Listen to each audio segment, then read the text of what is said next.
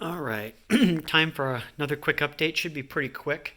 Um, got the driver's side, got both seats in. I should have double checked on my last video, but I believe I had the passenger side seat in and working. But I didn't have the driver's side seat in. I now have the driver's side seat in and working. I was laying out the wiring diagram and tracing everything like I did on the passenger side seat. And when I was getting ready to do the ends on the cables, I happened to notice that a lot of them looked the same. So I checked, and I had checked on the passenger side one, but the passenger side one, they changed like the occupancy sensor and a couple things. So most of the connectors are the same, but there were two that were different. Turns out on the driver's side one, they were all identical. They did not change anything on the driver's side one except the wiring layout, basically, the pinouts. So I ended up taking that, basically just taking the old wiring harness out and putting the new one in. The only thing that did change, actually, there was one thing, the connector for the seatbelt to say when you got your seatbelt clicked in on the '07 is like a little round white cylinder type connector, and on the 14 it's still two wire but more of a square traditional style connector. So I basically just cut those ends and put that in. Actually, when I was doing that, there were two connectors right next to each other, and I accidentally cut the wrong one, so I had to flip that around, but I haven't tested it yet, but I believe hopefully it should be working. But that is now done. So as you can see there, I got both seats in, and power is working. I did talk to the Ford dealership to get a new panel, because you can't just, I think I mentioned that you can't just get just the buttons right there. Basically, this never had air-conditioned seats, but that you'd have the two buttons, top and bottom, for passenger and driver's side for heated and air-conditioned seats.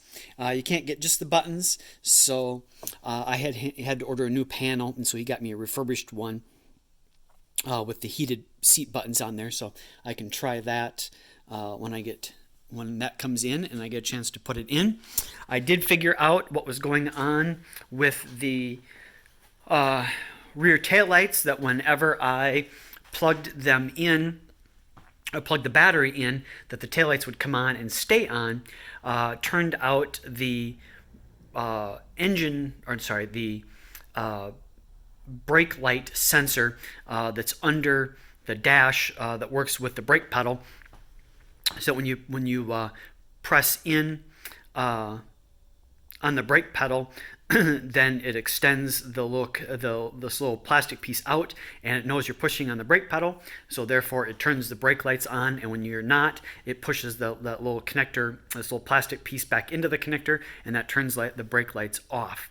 That piece, something happened to it, and it got kind of like jammed up a little bit. So it actually wasn't making contact, so I thought the brakes were on all the time. So that's what it was. I happened to be thinking about that when I was messing with it, that Scotty Kilmer had mentioned that sometimes those sensors go bad.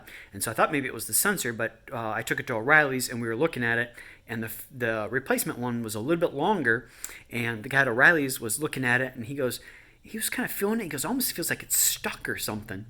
I said, works. If you push in on it, the brake lights go off. So he was kind of playing with it a little bit, and all of a sudden, boom, it sprung out, and then it was the same height as the other one.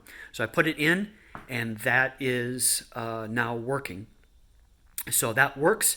And when I was checking that, I checked, and the third brake light that I put in does work. So I did wire that correctly, which is good. So the third brake light works. I got the caliper back from Dan at DCA.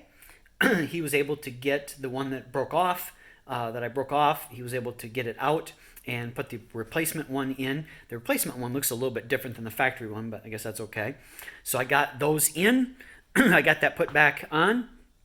I got the brakes bled So got firm brake pedal now, and the brakes are all good.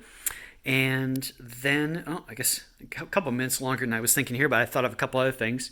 Um, so looking pretty good there. Just a tiny, tiny little leak on the ABS system, but not bad. I did try from watching Mustang Lifestyle when one of the guys on there, the modular head shop that he goes to, built his engine. He had talked about priming it, and the way you do it was basically, on the cheap, you can get like a hand pump sprayer and a couple piece of hose and a couple fittings there, and you take out the right next to the oil filter, you take out the oil pressure sensor, and you screw this in, put some oil in the tank, pump it up, and it pushes oil throughout the system. So I was going to do that. When they did it, they had the engine out on a stand.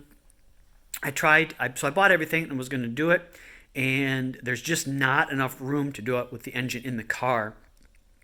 It's right next to one of the engine mounts and a couple other things, so it's really tight in there, and I just could not get to it.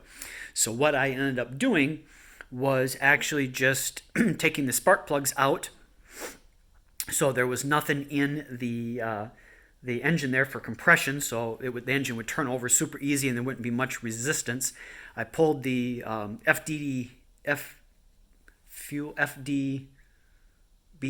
I can't think of the term, but basically the fuel modules in the back, FPDMs.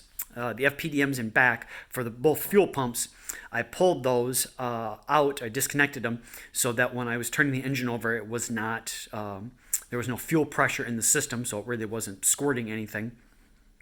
So there was no fuel going in and no spark plugs in. So I turned her over a bunch of times, and I believe the fuel pump is working because I had the oil a little bit above full on the dipstick, and after I turned it over several times, I checked the dipstick and it was down a little bit. So that to me meant she was actually pulling oil, and oil was getting in the system and everywhere where it should.